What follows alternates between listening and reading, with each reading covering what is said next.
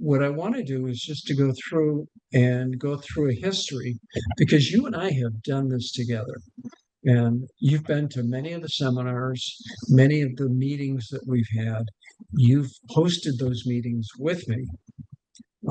You've been not only a compatriot, but also a colleague. And the difference lies in your competencies to understand specifically veterinary medicine as it relates to dentistry. And we're focusing in on dentistry, but our idea with professional fusion was that we would take multiple professions and use the same type of administrative platform with all in order to cut costs and improve the availability of best-in-class administrative services with all of the unique aspects that relate to dentistry. And dentistry is a very complex area. Surprisingly, in terms of dollars being spent worldwide between dentistry and veterinary medicine, it's somewhat comparable. It's like $1.25 billion. And it just surprised me that it would be so close. I thought dentistry would just be zooming way up. It just tells you about how things are evolving. So let's go through the entire process and just talk about where the aspects are. This is all off the shelf. This is not canned. There's no preconceived narrative. It's just you and me talking. So the first thing I'd like to talk about is as it relates to the generation of this new activity. What's occurred in all the professions, including accounting, is that people with a lot of money are trying to buy up great practices in pretty much all the professions.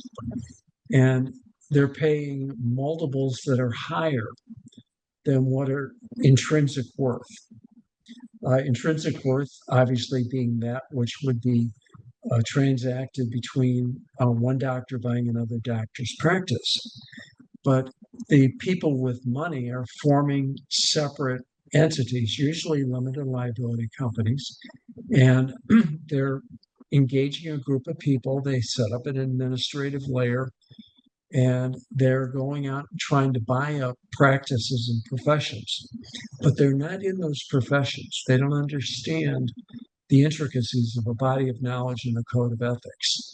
So what they're trying to do is to gain the advantage of a yield of the profession that they're in, and then try to direct those individuals, but not really knowing what they're doing. They're adding a layer of administrative cost. They're getting a yield for the investors that they've raised funds to buy these practices. And they're focusing more towards the profit margin than respecting the profession.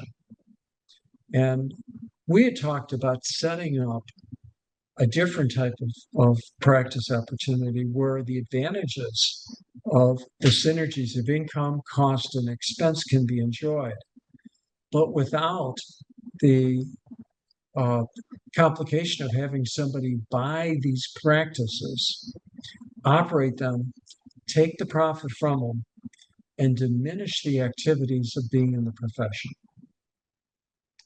So that was, if we were to lay out the format, which you and I had talked about right from the start,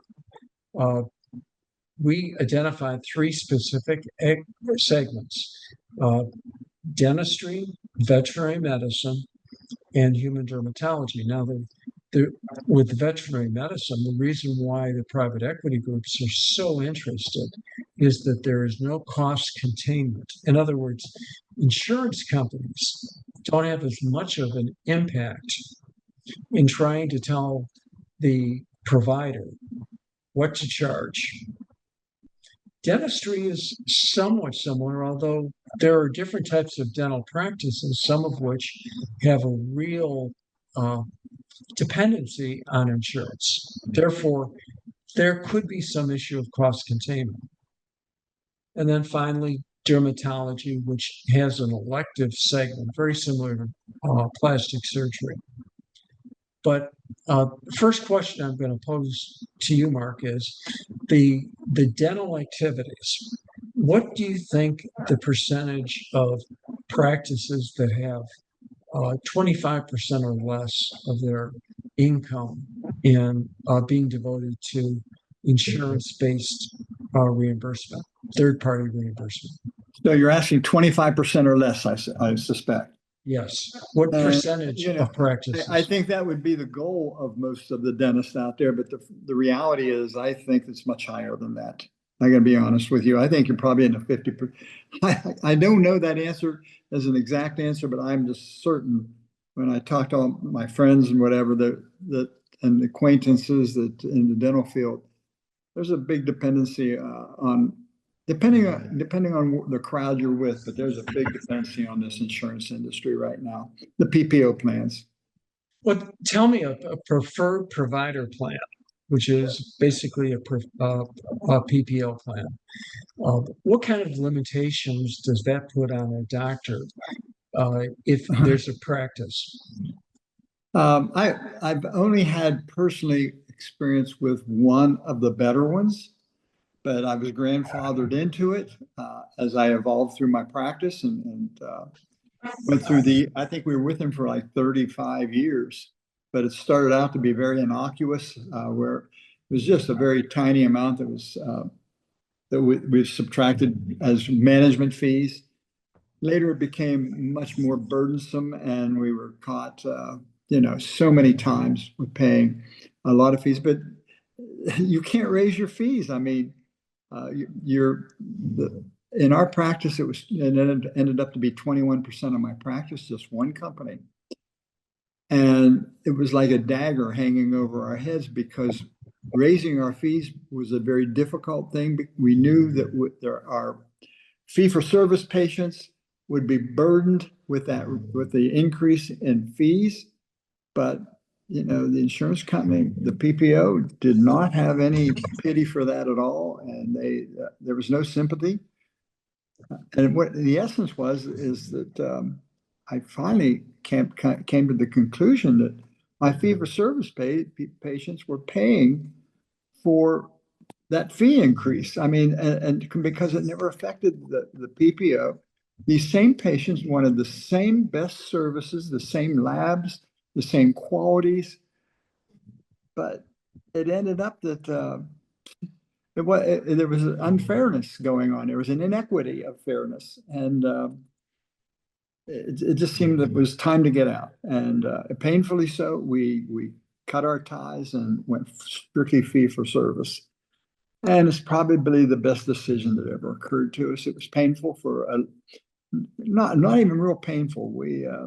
You gradually got back a good percentage of the patients once they got out there and see the quality of dentistry that had to be offered and where they cut the service out of the practice.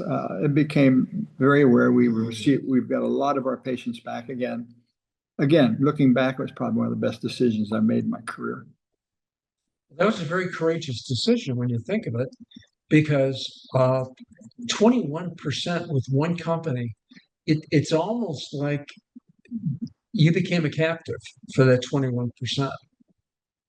That whatever they said you had to charge, and if they reimbursed a portion, my understanding is, at least in the contract that you had, you couldn't bill the patient for the remainder.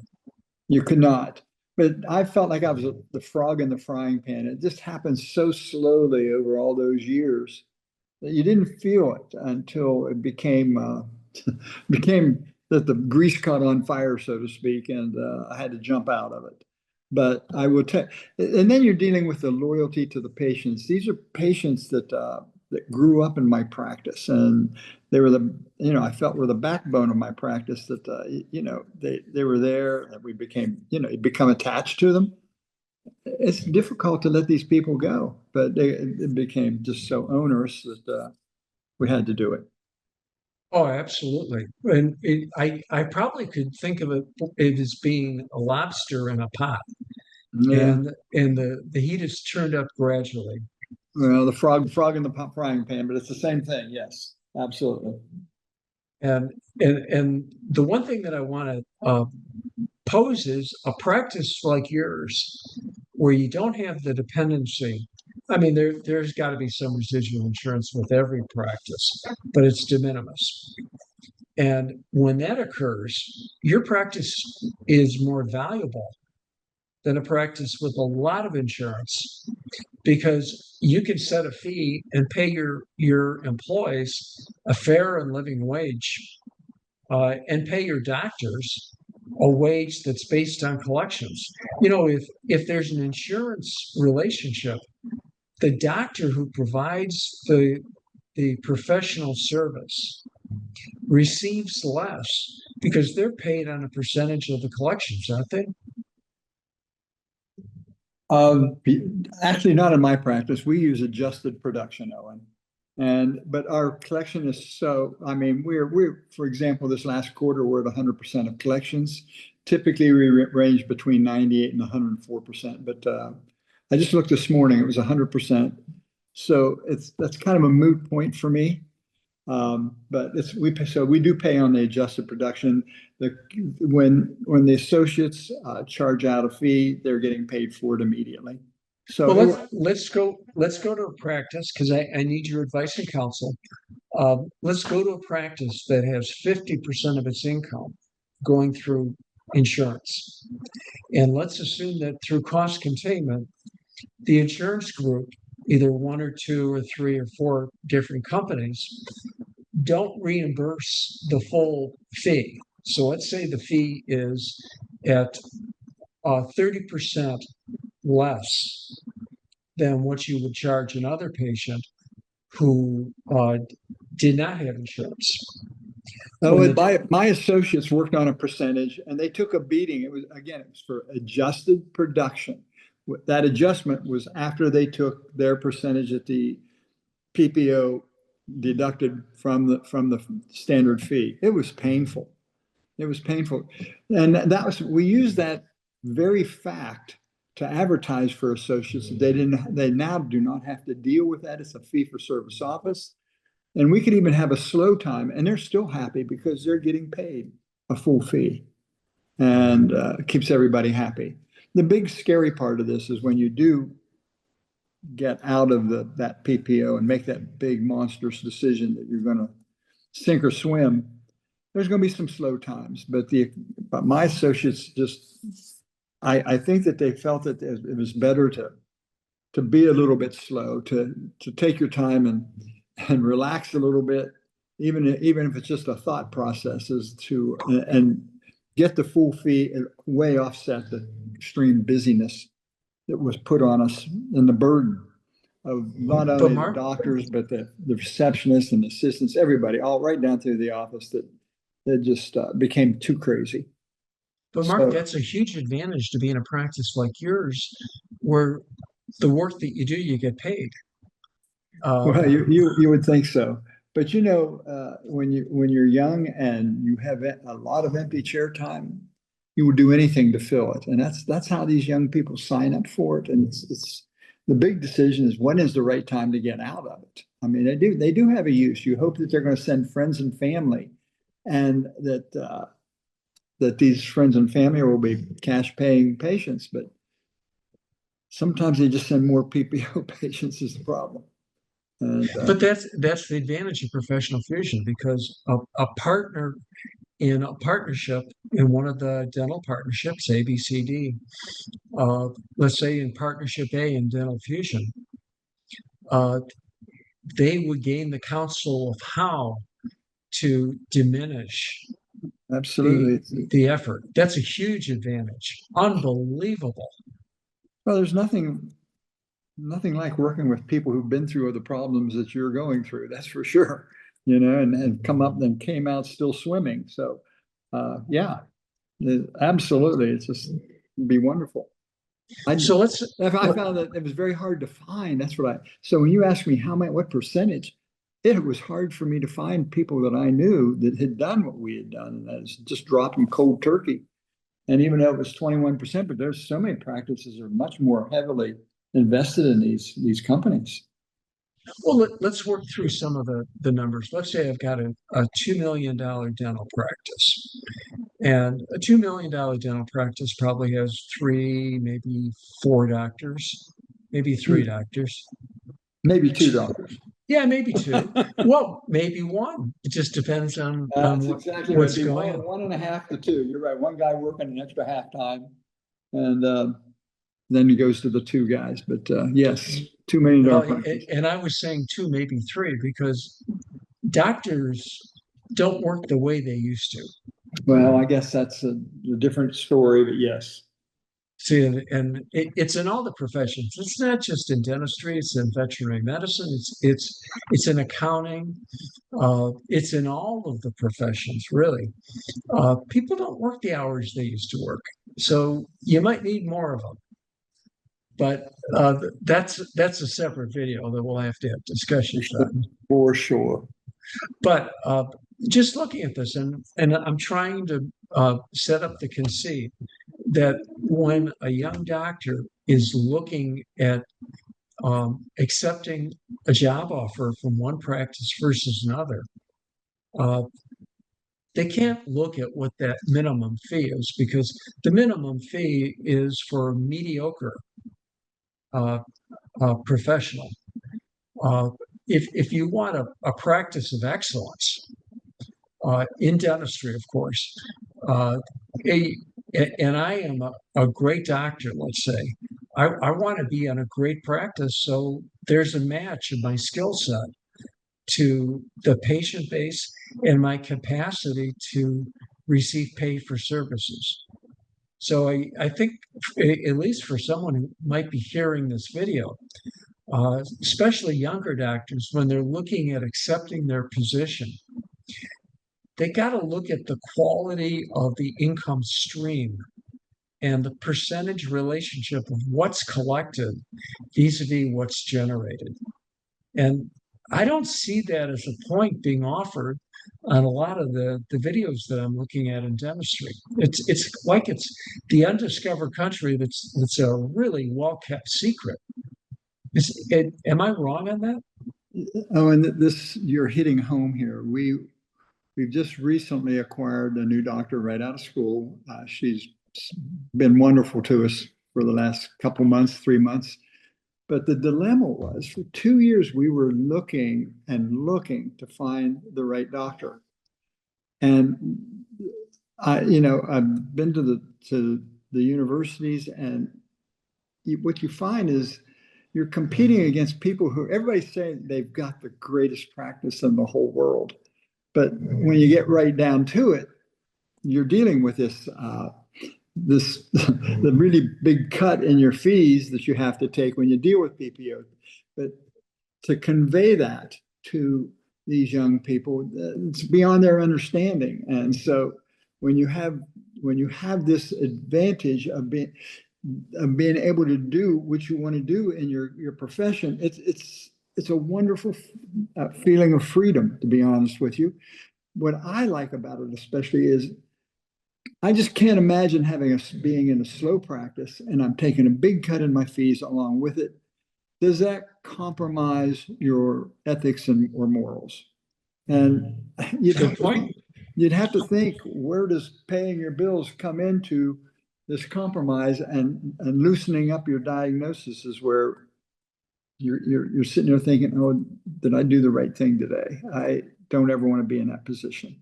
And I've been very fortunate, maybe the word's blessed. I like that better. But yes, it's wonderful to be in this position. And to get this doctor in my practice, she's now telling me that her peers, the young doctors she graduated with, are finding that the world isn't as bright and as pretty as what they were promised. She, on the other hand, has been extremely pleased so far. So we hope to keep all our other 2 doctors, myself, happy. So that's where we're at. Mark, Interesting conversation. in future conversations, future videos, I'd like to really explore uh, the challenge of maintaining a body of knowledge and a code of ethics, and even going beyond transcendent ethics to your own personal morality, and how that is affected in terms of being in a profession. But you brought up so many different areas from one specific thing. It seems like insurance is the root of all evil. Uh, I'm old enough. I go back 51 years now. I remember when dental insurance first came out, and it was such a blessing. And but then just slowly it's become a nightmare. I mean, just, you've got other people governing how you're of your way of thinking, and what just recently we've had to give step-by-step proof of the crown and bridges that we do. We have to send certain x-rays in at certain stages of the preparation and the impressioning or the scanning. We have to do intraoral photos through the procedure and the scanning. And we've done them all along anyway. But it's just now they wanted them in a certain order. The confirmation to just be within their confines is a challenge, but it's a different world. I mean, my goodness, the professions have changed. I think that is a phenomenal conceit. I really, really do. As a matter of fact, one of the things that when people are looking at buying a practice, I rarely do. I rarely hear them say, "Well, what percentage of the total production is based upon third-party reimbursement?" And everybody's so focused in on the gross, but they never really look at what it takes. And the other problem is there's a deficiency in the accounting, because the accounting for many practices is on a cash method. It's not on an accrual method. Now, your practice is accrual. So you absolutely know what the write-offs are.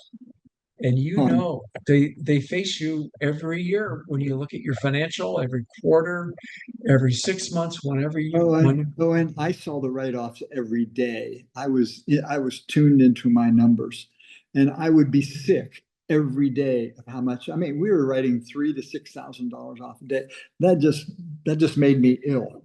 I mean, I could have had several. Life could have been entirely different if I just faced that reality that we've got to dump this PPO way earlier, way earlier. I should have done it. However, well, but you did do it, Mark, and you did it with a lot of courage. Now, let me throw one other issue out at you. And this is just something, you have costs and you have expenses, and you maintain your costs responsibly and your expenses responsibly. You always look at hiring the best possible people. You pay them the fairest wage, but hopefully they provide the patient with the best possible medical experience. And in your case, surgical, because you're a doctor of dental surgery. So if you have to take a cut in terms of the provision of service for those individuals that have third-party reimbursement, does that mean that the people that do not have insurance pay more and in essence are subsidizing those people that do have insurance? that was the ethical question I had to deal with, Owen. Yes, they did subsidize, and you're using the verbiage I should have used earlier. But it became a moral and ethical question with me because I just didn't think that the fairness was there.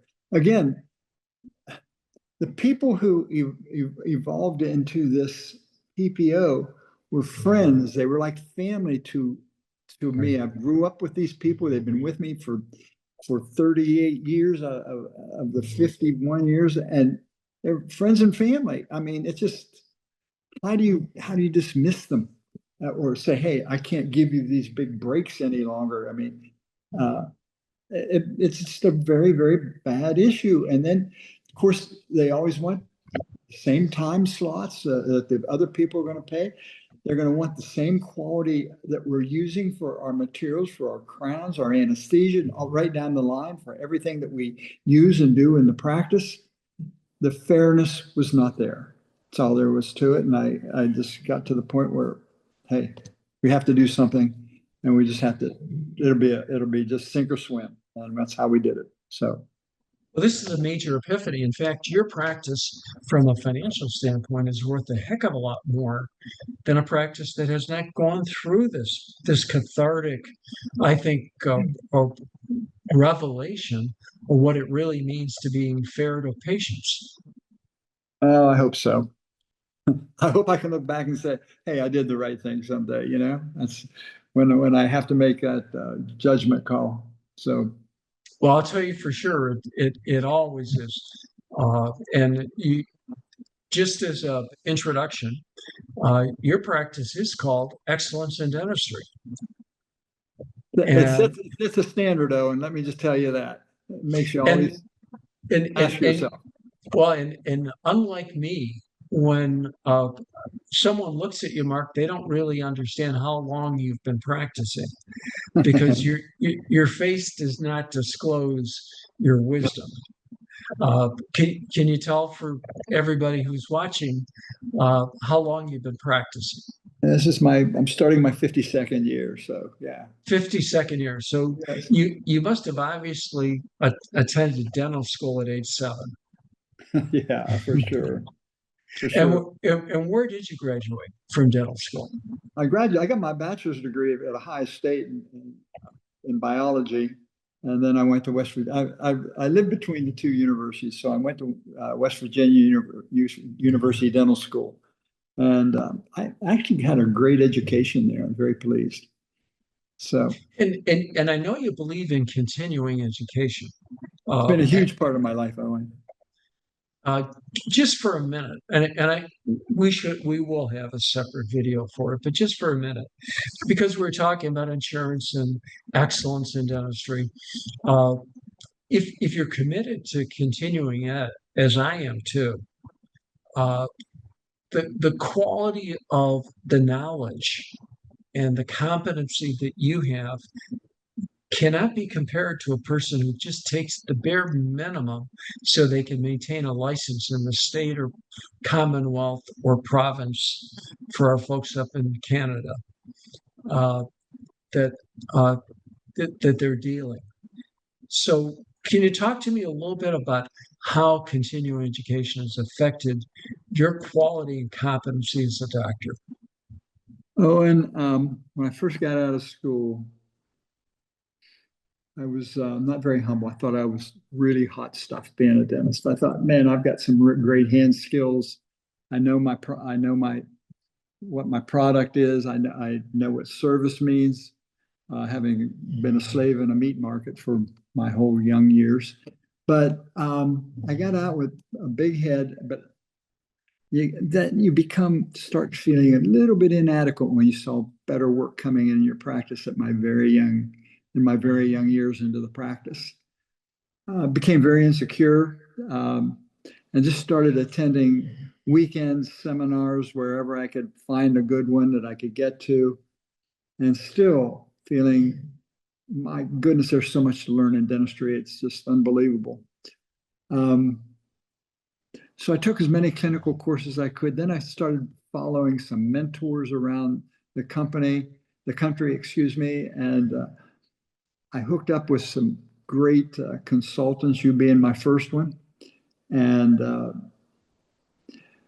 we had our daughter when I was 32 years old. And for the first 5 years, my wife taught her to quit her teaching job. And she became a full-time mother. At the same time, I put her into bookkeeping.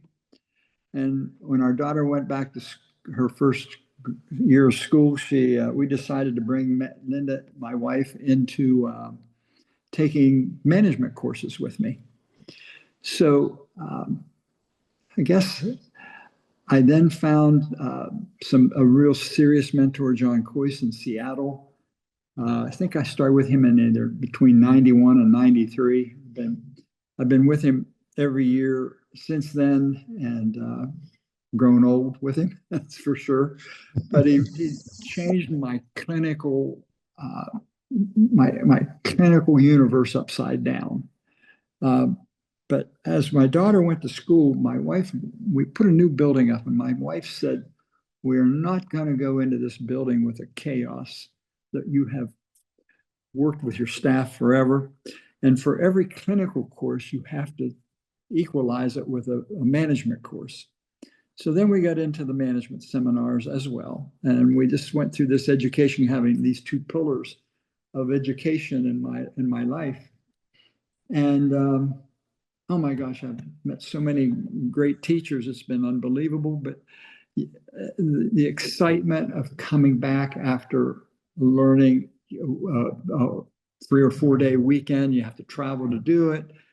It just, the enthusiasm put back into my life in dentistry was just unbelievable. It was just such a good feeling to feel that you were competent at what you were talking about in this industry. What a journey! What a great journey! And so, as I talked to my 3 associates, I try to prioritize what life is all about. And I just had this talk literally almost every 2 or 3 weeks. But I always say it's God first, then it's family, and then it's work. But underneath the work, there's a subcategory called education. And as you attend a seminar, I require that my doctors give me tell me the next seminar they're going to be going to. So we make this without this investment. I just can't understand how you can feel good about what you're doing every day.